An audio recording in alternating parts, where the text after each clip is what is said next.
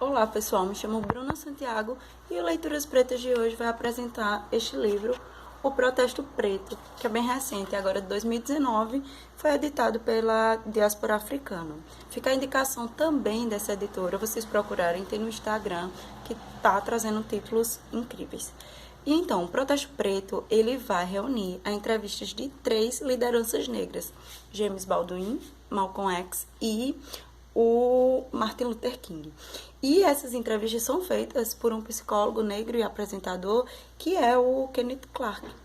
Então, esse livro, ele tem um valor documental muito importante, porque aqui a gente está tendo a oportunidade de ver o posicionamento dos líderes pretos a partir da sua própria perspectiva e as suas perspectivas também em relação aos outros, né, aos outros líderes. O livro ele é bem interessante, a introdução já começa com uma análise sobre a conjuntura dos Estados Unidos, que é feita aqui pela União Pan-Africanista, que vai falar um pouco como era esse período. Essas entrevistas são de 63 e a gente está no período ainda que vigora as leis do Jim Crow e com grande número, começando aquela política, né, de encarceramento em massa nos Estados Unidos. Ela vem se desenvolvendo, é um projeto que está em ápice. Então, a gente vai ter uma população de apenas 13% de negros nos Estados Unidos, mas que desses 13% vão ocupar a maioria do sistema carcerário. Então, eles ocupam 70% do sistema carcerário, sendo que só são 3% da população. As violências físicas, as violências simbólicas. Então, está todo aquele processo de luta e vai surgir esses 3 líderes de extrema importância. Começa com o James Baldwin, e esse livro é muito bom pensar essa entrevista do James Baldwin, porque ela sempre começa pelo período da infância, né? E ele vai falar um pouco como foi sua infância no sul, né? Rural, como foi violenta. E uma coisa interessante, que é muito importante pensar, é como ele vai apelar para uma consciência americana. Então é exatamente isso, apelar para uma consciência americana de ver o negro como um indivíduo, como um ser. Se todos os indivíduos têm direitos perante a lei, é preciso que os brancos americanos entendam que os negros são indivíduos que precisam desses direitos, que estão tendo seus direitos negados. Então essa humanização do ser negro é muito importante para Baldwin.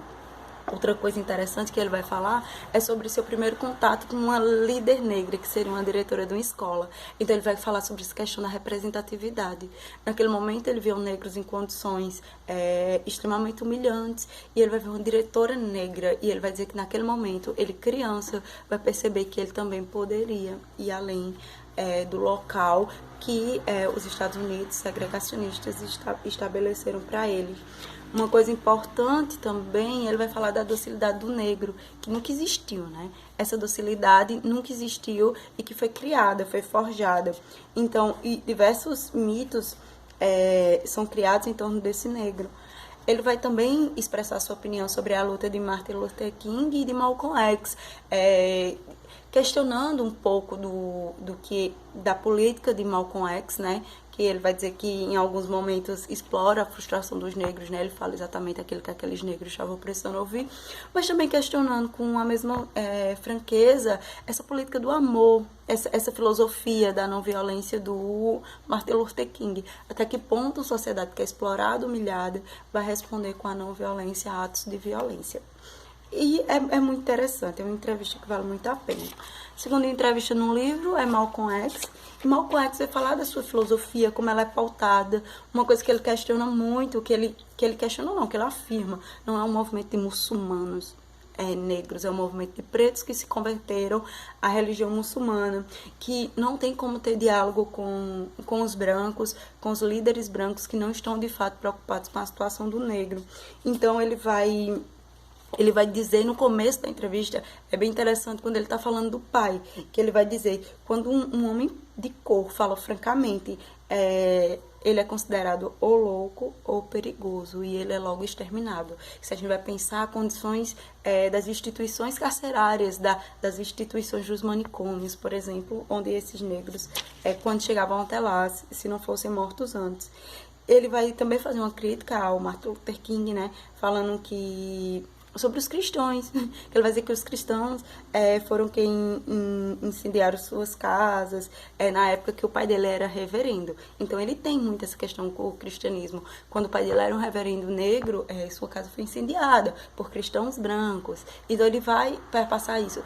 E vai chegar uma crítica a Martin. Que filosofia do amor é essa? Como amar, ele vai dizer que isso é uma ideia que vai controlar os corpos, domesticar os corpos negros, quando diz que a gente não deve se opor.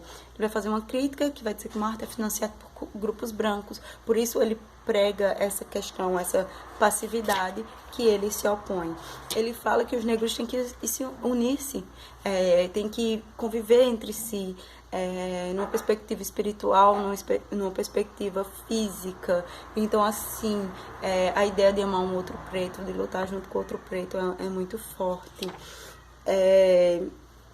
Ele vai trabalhar muito essa questão da mentalidade.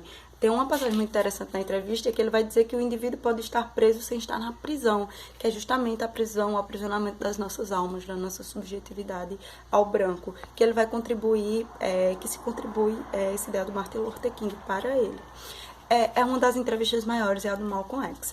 E a gente chega na entrevista do Martin Luther King, que ele vai falar sobre uma ideia filosófica da não violência, e ele vai dizer que não violência não é estar submisso, não é fazer nada, mas agir dentro das formas possíveis. A gente precisa pensar também que 13% da população estadunidense era negra, o resto era branca. Então, ele tem uma perspectiva integracionista que quer evitar o extermínio dessa população. Sua leitura é essa, o argumento para a não violência. Então ele vai dizer que é um método de ação, porque eles estão conseguindo, eles estão questionando lei, e enfim, eles estão lutando da sua forma. E ele vai dizer não resistência, não se pode confundir com resistência não violenta.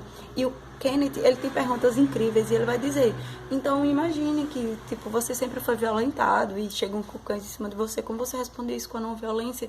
E ele vai dizer que isso é um processo de amadurecimento que vai resultar nisso. E vai desenvolver sua filosofia de mundo, ele tem um apego com as lideranças, digamos assim, ele dialoga, né, com o presidente, com o procurador-geral, coisa que o Malcolm abomina. E é muito interessante que ele faz, no final, um apanhado de tudo.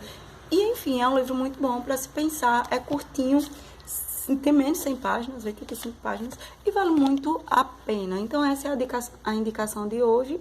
O Protesto Preto, editora Diáspora Africana.